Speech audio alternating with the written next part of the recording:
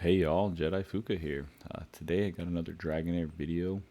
I'm gonna go over the flame domain of this next little video series. I want to do the flame domain, frost domain, and tempest domain. They're very important for grinding out, leveling up your characters. So it's pretty important to get up to level 4 at least.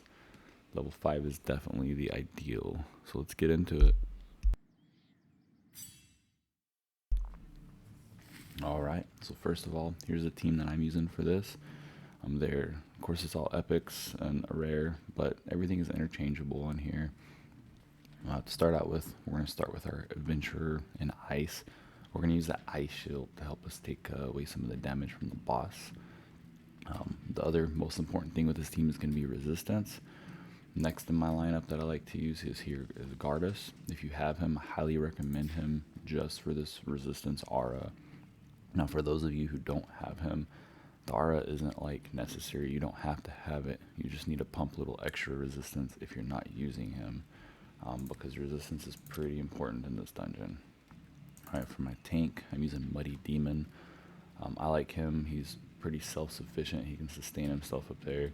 I don't have as much resistance on him as the rest of the people because he heals himself, so it's okay if he takes little damage. If you don't have him, there are some other options. You have this little free guy here, 4-bit. He is pretty good for this role too. He's a good tank. Just in general, you just need a tank who can take some damage and survive semi on their own because he's not going to get all the heals from our healer back here. Now back here we have Hexandra. She's my healer. You get her for free, rare hero, super easy to get her booked up. Her heals are pretty good. Also, she can be replaced by any other healer in the game. You just need someone who can fill that role really well. Back here I have Vorash. He's helping me with my damage in here, which is unfortunate because he's not a massive damage dealer, but he does do good damage. The thing is he also has the extra utility of helping heal your team a little extra. So in this comp, he does help out quite a bit with that extra healing, but it's not necessary to have that. So you could easily replace him with some damage dealers. Like I said, the biggest thing in this comp is going to be resistance. Now there's two ways that you can pump up resistance for this team, and that's going to be getting some chest on people. Right now I have him in attack chest, but you can also do these negative runes. So if you find a negative rune with resistance, you can pump it up, get you extra resistance out of there, add the chest on there to get even more resistance if you have it, and that's really what's going to help you push through this. So you'll see Vorash, we've got resistance.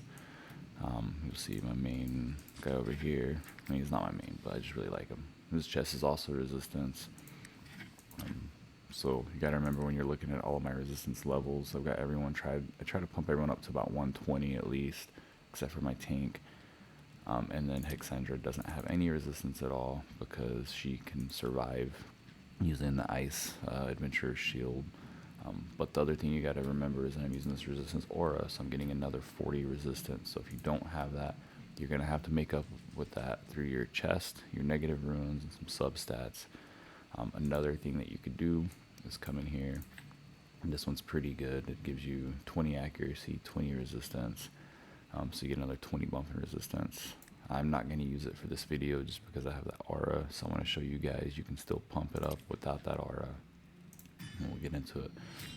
First two waves are pretty easy, pretty basic. You just need to kill the enemies. Mine does take a while because I don't have a major damage dealer on my team, which is why I'm saying you could easily replace someone on this team. You can easily replace Vorash for getting more damage.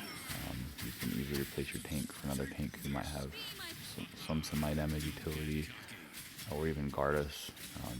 He's only bringing me that resistance aura. His abilities alright, it does help slow stuff up on the boss a little bit, but he could easily be replaced for some damage and with pump up resistance. This is the team I have built, so it's what I'm using to showcase.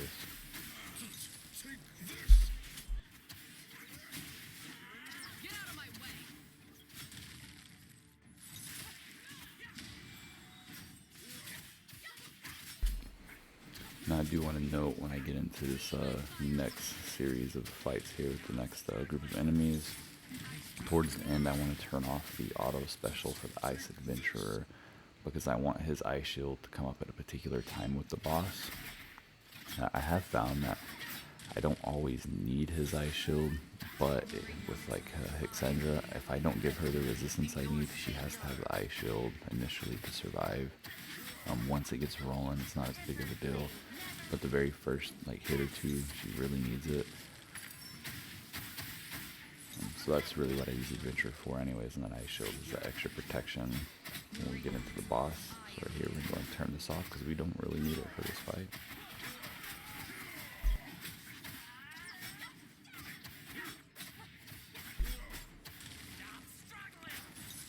And Cardus, he does help with the waves, he keeps knocking back the enemies. Not a huge thing though, we don't have to have him. I'll show you what he does on the boss though, I like his abilities. So right here we're going to watch the boss's special, because what she's going to do is she's going to land these fires on us, but as you're going to see, her team's going to keep resisting. When we get partially into this middle bar, doesn't have to be exact, I pop the ice shield. What that's going to do is you'll see Xander had 9 stacks of flame. She was able to take that hit. Without the ice shield, if she has 80 damage on her whatsoever, she's not going to take the hit. If you use your adventure special right in the middle-ish area, he will pretty much load it in that same spot the entire fight. I'll show you what my skills and stuff are set up at the end, so if you're trying to get it speed tuned, you can get the same speed tune as me.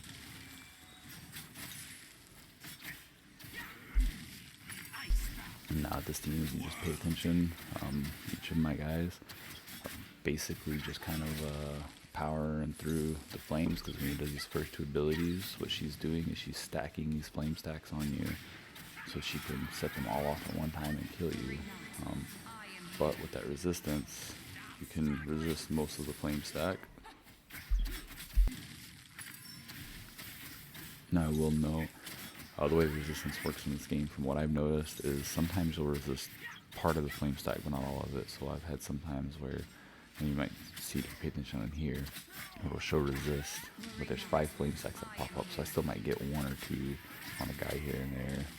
It's not too big of a deal. Gardas here if you want to see his specials. Let's see if he gets it in again. Yeah, so we get some little buff immunity. It doesn't matter. It's from Boorish. Attack penalty doesn't really matter. It's not doing too much for us right now. Basically, he does helps slow down her speed and cooldown a little bit, so it helps out. Alright, so that was the run. That's on stage 5. You can take this team, kind of modify it how you need. Like I said, they're all replaceable. Adventure, Hixandra are both free. You can use a free tank on there. And then these last 2 spots, really anything with damage will help you out. You just need to make sure that you get resistance on them. Looking at our characters, we have... So, for my adventure, I'm using this dancing gyro for the speed. If you have this epic artifact, Crown of the Unclean, definitely use it. It helps you drop defense and take down the boss even faster. I have it on Dane because I'm using him for some other stuff that I really like it on, and I just didn't want to move it around. And Boresh, I'm using the Volcanic Disc. He gets a little extra damage, not too big. His hit's not massive, but those extra heals do help out. And we got that resistance. Actually, back to him real quick. The speed, I'm going to show you guys. So I do have a set that's giving us 20 skill haste. So that's probably what's keeping us on an exact rotation when we get to the boss and I get the shield there. Because if you notice when you watch the video, he pops the shield at the same time every time. It's probably because at 20 skill haste I'm set kind of synced in with the boss. Also though, this guy, his abilities, what does help out, he gets that recharge speed penalty, so he reduces the recharging speed on the boss, so that helps keep her slowed down a little bit too. He does have the attack penalty down, that helps, but it's not really necessary. It's not a big deal as long as you have resistance. You don't really need it. Anyways guys, fairly short video. I just wanted to go over the flame domain.